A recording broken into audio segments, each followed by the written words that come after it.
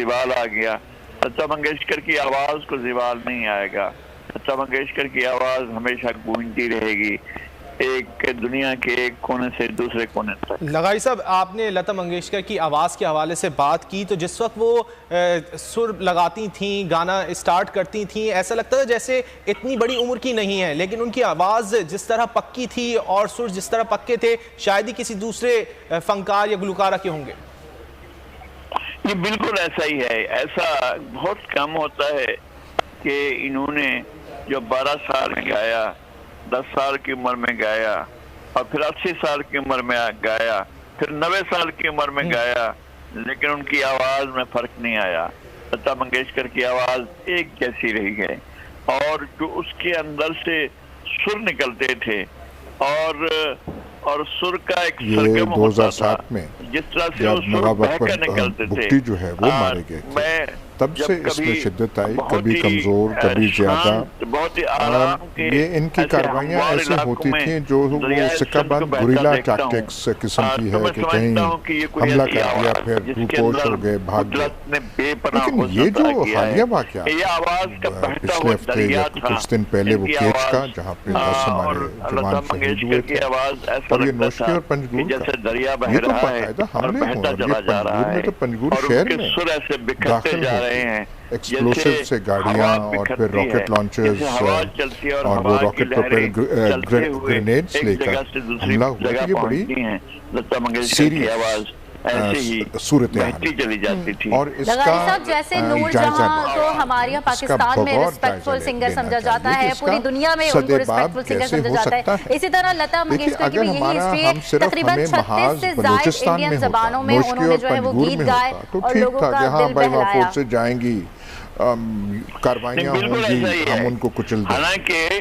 हमारी फोर्सेस पूरे western border जो मगरबी सरहद है उस पे स्ट्रेच है, फाटा से लेके अब बलूचिस्तान और नूरजहां ने भी ऐसा किया। और जो ईस्टर्न बॉर्डर है हमारा हिंदुस्तान, वो हम जानते हैं कि वहाँ पे क्या है। तो हमारा हर बलोची में भी गाया, जो है सवाए वो चाइना का बॉर्डर है थोड़ा, जहाँ पे फोर्सेस वो उस तरह चौकन्ना नहीं है। लेकिन हमारी फोर्सेस के भी बड़ी डेंजरस सूरत हाल है। इसका कुछ हमें करना चाहिए। कौन अनासर है, क्या कर रहे हैं, इनको तकवीयत कहाँ से मिल रही है। अब ये जो है अफगान और भारत और ये और फलाना बिल्कुल सच होगा। हमारी इंटेलिजेंस एजेंसी से अगर कहा है तो उन पर शक नहीं करना चाहिए।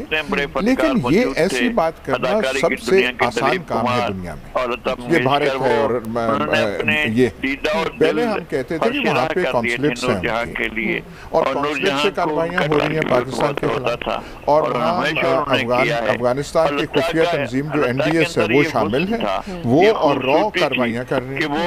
वो कॉन्सुलेट्स जो हैं जब से तालिबान आए हैं वो बंद हो गए। वहाँ पे उनका सफारती अमला काबुल से निकल गया है।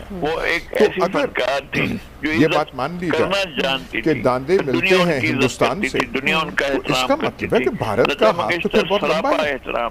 लगारी साहब, भारत के उनके लिए सबसे बड़ा अवार्ड जो है वो लोगों का प्यार है, उनके परिस्तारों का प्यार है। और इसी सिलसिले में हमने देखा कि भारत की जानिब से भी उनके जो फन था उसको नवाजा गया, और भारत का जो सिविलियन अवार्ड था सबसे बड़ा भारत रत्न, उससे भी उनको नवाजा गया। तो फिर ये जो हम कुर्बानियाँ और ये वावेला जो हम तालिबान का करते रहे कि तालिबान आएंगे तो हमारा ये हो जाएगा और सब कुछ वो वेस्टर्न बॉर्डर सेफ हो जाएगा, उसका फिर क्या मतलब है कि ये बातें करना आसान है, पर जब तक हमारे पास ठोस शवाहिद नहीं हो सकता है तो जो है किसी हतमी नतीजे पे पहुंचना इतना आसान नहीं है। और अफगानिस्तान में कौन से आवाज़ों को सुनने का मतलब है कि वो जो शिकस्त खा गए, जो अमेरिकी जहाजों पे पहियों से पकड़ के बाहर जाना चाहते थे, वो हमारे खिलाफ कार्रवाइयाँ कर रहे हैं।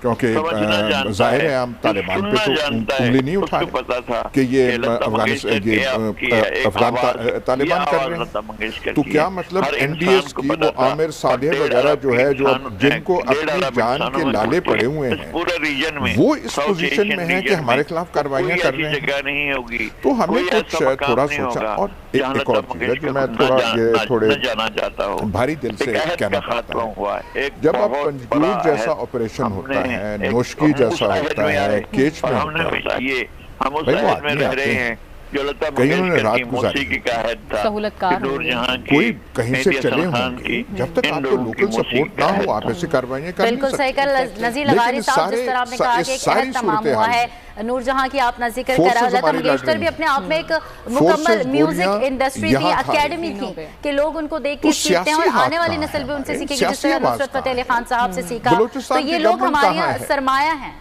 भाई। कोई ना कोई कहानी, कोई नैरेटिव, कोई बयान कोई करना चाहिए, कंडेम करना चाहिए, उसको बलूचिस्तान के अवाम को बताना चाहिए कि किन हाथों में अगर वहाँ की लोकल पॉपुलेशन। अब जब हम देखते हैं कि लोग आवाज निकालते हैं तो सैकड़ों लोग ऐसे हैं जो लता मंगेशकर बनने के लिए उनकी राह के साथ चलते हैं, उनकी आवाज जैसी आवाज निकालते हैं। और बाज मुझे हैरत होती है सुनकर कि बाकी बिल्कुल ऐसा लगता है कि अगर लता मंगेशकर ना हूं तो आवाज बिल्कुल लता मंगेशकर के जैसी है। और ये कुदरत का एहसान होता है नस्लों के ऊपर। बहुत सी यानी सहराए अरब की बुलबुल सहरा उम्मे कुलसूम की जब आवाज निकलती थी तो लगता था कि सहरा अरब के सहरा बोल रहे हैं, लगता था कि अफ्रीका का सहारा बोल रहा है जो 7-8 मुल्कों पर मुश्तमिल है। और लगता था यहाँ पर जो बुलबुल सहरा उम्मे कुलसूम बोल रही हैं तो पूरे अरब के रेगिस्तानों से आवाज उठ रही है। यहाँ ऐसा लगता था कि लता मंगेशकर गा रही हैं तो हमारे इसम के दरिया जो हैं उनके दरियाए सरस्वती बह रहा है, दरियाए गंगा बह रहा है, दरियाए जमुना बह रहा है, हमारा दरियाए सिंध बोल रहा है। और इसी तरह से ये सारे के सारे दरियाओं का जो पानी का एक हलचल होती थी वो उनकी आवाज में होती थी। हमारे यहाँ से लाहौर गए थे मोहम्मद रफ़ी, क्या आवाज थी और किस तरह से वो इसके एक बड़े दरिया की मानद उसकी आवाज बह चलती थी। मोहम्मद रफ़ी बड़े फनकार थे। ये वो अहद है जिस अहद में बड़े फनकार एक साथ आते हैं और वो एक एक कली लेते हैं, एक एक कली उस्ताद बड़े गुलाम अली खान से एक कली लेते हैं और फिर अपना पूरे का पूरा अहद गुजार देते हैं। इन लोगों ने, इन तमाम लोगों ने जितने बड़े फनकार थे उनने उस्ताद बड़े गुलाम अली खान से एक कली ली और उसके बाद उन्होंने चलाया। नूरजहां जो है वो कली, जब लता मंगेशकर को और नूरजहां को और मोहम्मद रफ़ी को और मेहदी हसन को 100 रुपए का 50 रुपए का मुआवजा मिलता था, उस जमाने में उस्ताद बड़े गुलाम अली खान को 25,000 का मुआवजा मिलता था। और वो एक इंतहा थी जो हमारे अहद से पहले अहद की इंतहा थी।